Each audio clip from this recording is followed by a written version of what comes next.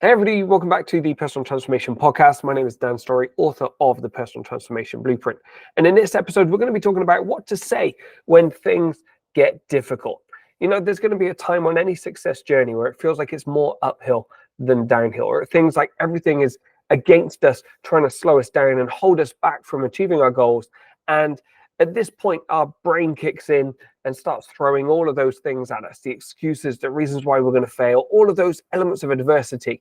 And at times it gets a challenge, right? It's a challenge to stay motivated, stay focused, and it just feels hard.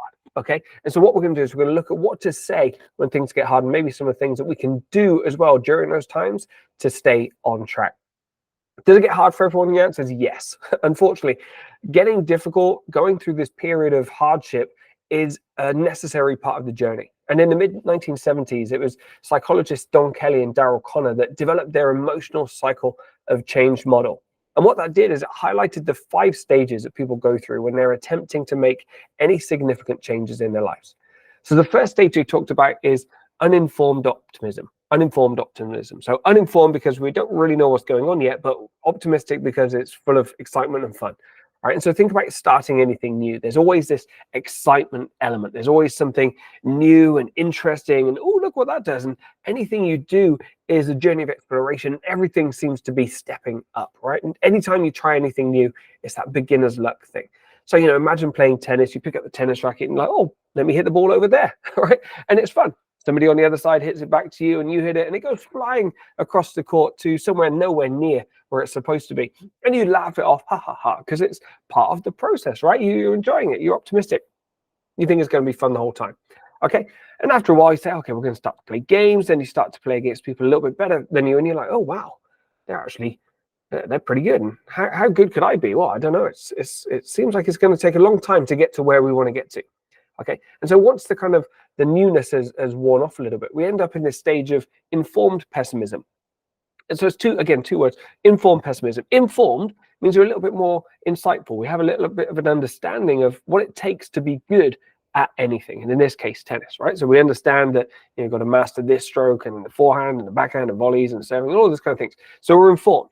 And pessimistic or pessimism, because we're like, holy moly, that's going to take a lot. It's going to take a lot of practice. It's going to take a lot of time. And we start to think, okay, well, can I do it? Will I do it? You know, is this something I really want to pursue? But, you know, we're going for it and we're trying to put the effort in and maybe we get some coaching to get through some of these sticking points. And maybe there's going to be a few plateaus where we get stuck with them and maybe we get through them. But it feels like hard work, right? It feels like hard work. And, you know, the novelty is worn off. So we're in this informed pessimism stage. The next stage then is what they call the valley of despair. So Kelly and Connor call this the valley of despair. And this is where things, I guess, are rock bottom, right? Valley of despair, rock bottom, where it just feels like it doesn't matter how much work you put in, it's just uphill and you're not getting anywhere. You're trying to swim through treacle, right? You're on the treadmill and you're just pushing so hard, but it's literally going nowhere. Okay, we've all been in this situation. And again, because it's in this emotional cycle of change, everybody goes through it. You can't escape or you can't avoid the valley of despair. You just got to go through it. But this is where a lot of people find it difficult, right? We find it hard and we get demotivated or we get challenged. We're like, oh, what should I do? Should I stick with it? And at this point, many people quit, right? Many people quit. They fall into this misplaced belief that actually, if I was supposed to be any good at this, I wouldn't have to try so hard. And maybe I'm actually better at something else. So let me just go over there and try something new. Okay. And this is what we see, right? And you've probably seen people do this yourself, is they try something, they give it a go, they stick at it for a bit, and then they quit and like, oh, it's not for me. Okay. And what they forget is that it's actually a process. And we've got to go through this valley of despair. We've got to put the hours in, we've got to put the time in, we've got to put the training in during this time to earn the right to go through the valley of despair. And the question is there something on the other side of the valley that is valuable and worthwhile for you? You know, that's going to be tied into your motivation. Okay. But eventually after that time, you start to figure a few things out, right? You start to learn some things or you get some new skills or some strategies that allow you to come out the other side. And after the valley of despair is this place they call hopeful realism. Okay. Hopeful realism. What does that mean? Well, hopeful is that we can start seeing the light again. Whereas before in the valley of despair, everything was darkness, it was hard work. Hopeful means that we're starting to make a little bit of progress again. It might be slow and it might not be as quick as it was right at the beginning, but we are making progress. And the realism piece is that this idea that, okay, well, we're not we're not optimistic, we're not pessimistic, we're not anything. We're just real. This is the process. This is what we need to do. And we've got this information now, so we know what that process looks like. So we can be hopeful because we can see progress, but we can also be realistic in terms of, okay, well, let's adjust our timeline, or let's adjust our expectation, reset the goal, and now we know what we're working towards. So on the other side of the valley of despair is this idea of hopeful realism. And then as you go through that, you're then into informed optimism, which is where you're making progress, you know exactly what you've got to do, and you're optimistic that you can achieve it. And optimism being this idea that we have agency or control or input into our success. And we've internalized that locus of control. We're taking ownership of what the outcome is going to be. Okay, so that's the emotional cycle of change model by Kelly and Connor. Check it out. It's really interesting. But again, this valley of despair is there as part of the process. Can't avoid it. The only thing we can do is not quit. Okay, not quit during that valley of despair. But it's difficult. I get that. Anytime you get into that point where it feels like it's hard work, there is the tendency to quit. And what your brain is going to do is going to throw everything at you. Okay, it's going to throw doubt, insecurity. It's going to throw imposter syndrome. It's going to throw all of these ideas into your head until you're like, it's that last desperate attempt of your old identity trying to hold you back into the status quo, or at least go back to what you were doing before instead of sticking at it and getting through the valley of despair. Okay, so what do you say to yourself when you're in that state? How can you reprogram your brain to think a little bit differently to make it not necessarily easier, but a little bit more bearable? Okay, so there's 5 affirmations that you want to keep in your mind as you're going through that phase. Okay, so the first one is, you're not where you want to be yet. You're not where you want to be yet. And adding that yet at the end of that sentence changes it from an outcome to a process. Okay, an outcome, you're not where you want to be, is a definitive statement. It's like, you're not there. You're a failure. Why haven't you done it? Right? Whereas yet says, okay, well, we're still on a journey. There's still a process. There's still things I can be doing to change things for tomorrow and the next day. And I can take step by step and get a little bit closer every single day. So you're not where you want to be yet. Turn it from an outcome to a process. Keep working on the process. The next one is, everything until today was about building strong foundations. So oftentimes in the valley of despair, we start blaming ourselves and our lack of this or our lack of that or our bad experiences or all of the failures that came before. We just say, that's why you're terrible, or that's why you're useless, or something along those lines. We get really destructive. And actually what our experience has taught us is everything that we need today to have solid foundations. Okay, yes, if you failed, great, you've learned from that. Yes, you've tried things before and you found out things that didn't work. Well, guess what? You've now narrowed down the things that you know don't work, and you've learned stuff about yourself that's going to allow you to keep moving forwards. So rather than looking back and say, okay, well, I failed before, it's going to fail again, don't think about that. Think about how you've used your experience to build really strong foundations and use that as a springboard to get to the next level. Okay, next one is, yesterday's peak is tomorrow's baseline. Yesterday's peak is tomorrow's baseline. So just think about that. Your life today is as good, hopefully, as it's ever been. Okay, it's ever been.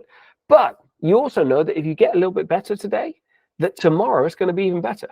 Okay, so rather than seeing today as a terrible place, or this is as good as it's going to get for me, see that as your new baseline. And everything you're doing from here, like you said, building strong foundations, is the stepping stone to the next level. Okay, so yesterday's peak is tomorrow's baseline. Raise your standards, raise your expectations, get up and get going. Next one is, today's decisions are tomorrow's outcomes. A lot of people think that it's what I did today that is going to create today. It's not. It's what you did yesterday creates today, and what you did today creates tomorrow. So people look at who they are today and they're like, oh my goodness, I need to change everything about me immediately. No, it's success and failure are both slow processes. They're the result of multiple years of decisions that brought us up to today. Okay, and that doesn't mean that you can't change the future. It just means that you need to change your decisions today so that you can impact the future. Okay, so rather than repeating and keeping to that status quo, think about, what can you do today? How can you make small changes that are going to impact tomorrow's outcomes? So important. Today's decisions are tomorrow's outcomes. There's still time. There's still opportunity for you to influence the future. And the last one then is, I'm perfect, not imperfect. And a lot of people, again, they look at themselves as broken. And if you are trying to make a change, then you should be running towards something with your change, not running away from something. There's nothing wrong with you as you are right now. Okay, yeah, maybe there's some things you want to change and improve, but that doesn't mean you've broken, right? Let's just accept that. And in the book, I talk about this idea that we have to hold two feelings in ourselves at the same time. If we want to create change, we have to create dissatisfaction. We have to be frustrated and not satisfied with the situation that we're in, but you also have to be grateful for everything that you have already. Okay. And what a lot of people do is they'll go to one extreme of the other. So they'll either get so frustrated and so dissatisfied that they get angry and they just burn themselves up, or they'll be like, oh, I appreciate all my imperfections, and it actually takes away the desire to change. And so you've got to hold both of those. So I'm perfect. You are in the way you are. Nothing wrong with you, but we're not looking to escape from that. We're looking to add to that with change and with growing. Okay, so I'm perfect, not imperfect. When it feels like it's difficult, you're exactly where you want to be. And there's nothing wrong with you right now. If you were to stop with your journey, everything will be fine. But you know that you've got more inside you. So let's go and explore that. Okay, so when things get hard, as I said, in the valley of despair, these are 5 things you can say. You're not where you want to be yet. Everything until today was about building strong foundations. Yesterday's peak is tomorrow's baseline. Tomorrow's or today's decision are tomorrow's outcomes. And I'm perfect, not imperfect.